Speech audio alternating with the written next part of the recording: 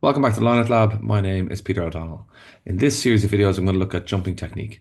And this first video of that series is going to look at what I call splitting the line. And I'll use Paul O'Connell as a good reference point where he demonstrates this to pathway players and when to maybe optimize or use this jumping technique. I'll also look at other methods as well in the other parts of the series. But before getting into it, if you're new to the channel, please click that like and subscribe button to help the channel grow. I really appreciate it. I've always, when I set out making videos, I always wanted to try and grow the love and enthusiasm for the Lineout, which I believe is there, and I see it all the time. So I really appreciate you doing so. But yeah, sorry, let's get into it. Anyway, slightly different format today. So as we get into it, in this video, as I say, I'm going to look at a front-on jumping technique. But before getting into that bit, I guess I want to just look at a formula that I think is maybe quite useful to look at, particularly when you're trying to problem solve the Lineout. And this is a work in progress, so let me know what you think of this. But I guess to maximize jumping efficiency, what do we need? And as I say, I've come up with a little formula: K plus T plus F plus A, and in brackets JLT. So what does that mean? Well, I guess I'm looking at knowledge, I'm looking at timing, footwork, and then accuracy. So knowledge is basically just knowing the call. And I don't believe players, I mean, this is an utopian, idealistic, maybe vision of me, but players I feel need to understand the Lineout more and really rep that. And the best players have a real enthusiasm for knowing the Lineout and knowing a number of people's roles within the Lineout. And I think the best players always have that and do that automatically without coaches having to tell them. So that's just something which I think is really important. You need to know the call. Then we need to have good timing, and to maximize timing, we need good footwork. I'd be a big advocate and promoter of footwork. So T and F could almost rotate; they're kind of very much intertwined. And then accuracy bit, and that JLT basically just means jump, lift, throw.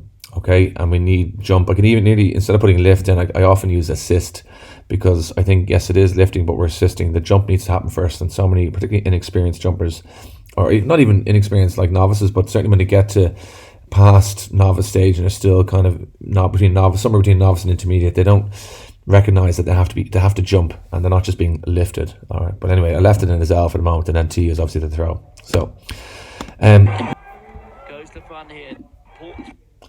So I want to look at a front-on jump, and in this example we're going to look at the Stormers in blue, and we're looking at the middleman here, number 5, and just look at his feet, footwork in particular, and he jumps on the spot. Okay, so that's what we're looking at here. So he jumps on the spot, and as we slow it down, his feet come together into a plant, and he goes. And one of the hardest technical things to do is to step jump. Sorry, it's hard. It really is hard to step jump rather than jump jumps. So some of these can look like jump jumps almost. But here's a good example, as I say, from Paul O'Connell, showing this to pathway players in Munster. This. So both feet will come together onto the line. Steps into it, and then dynamic plant and jump, and takes off. So really hard thing to do, but the benefit of this is that he's not bringing either foot. Let's say he's not bringing his back foot to the front foot and front foot to the back foot. And you can do that. And there's a difference there of a foot, and sometimes a foot and a meter can make a huge difference in terms of where you jump at the elite end. So I think it's kind of good to practice these habits now. But I think it's a good way to just look at splitting the line and spin the line jump, as I say. It's really good, particularly from a bunch scenario like we saw in that first example. And using the lines can be good here, as you do this from a footwork perspective. Now we can be a little bit tighter. In some of these examples, we can be a little bit tighter maybe in terms of what bringing them together. It's not a jump; it's really they just come together. But alternating feet as well, and we're trying to use the lines as an example, so you can see the heel and the foot, just like we had in the Paul O'Connell one.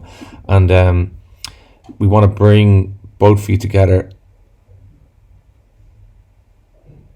into a plant, and then explode up and be dynamic as a jumper. And as I say, we can alternate jumps too, alternate feet too.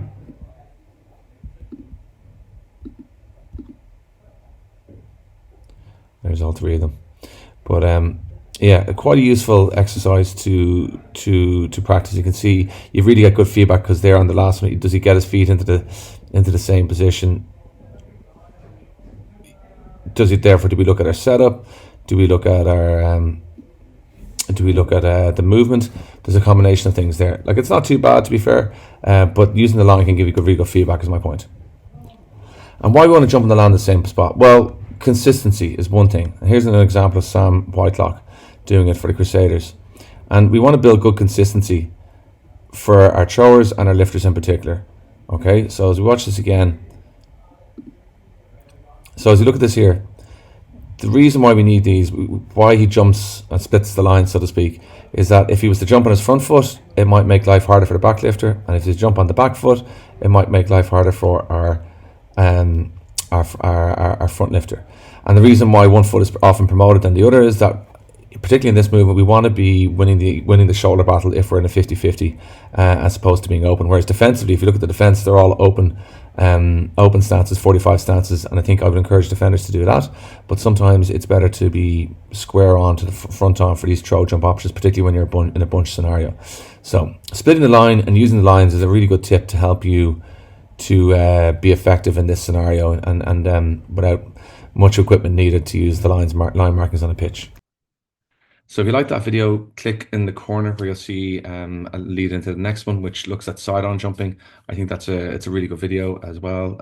Just gives you another progression and a layer on jumping technique. And last thing, please don't forget to like and subscribe and share the video. It really helps the discussion, and the channel grow, which for me, this is what it's all about, what I love doing, putting out loads of videos and content. I'd love to do more, and I'm committing myself to doing a video every week and then to try and do a technical video every week as well now over the next few months. So please do help by liking and subscribing and sharing. It really helps it grow and reach out to a wider audience. So thanks so much. Let me know your thoughts.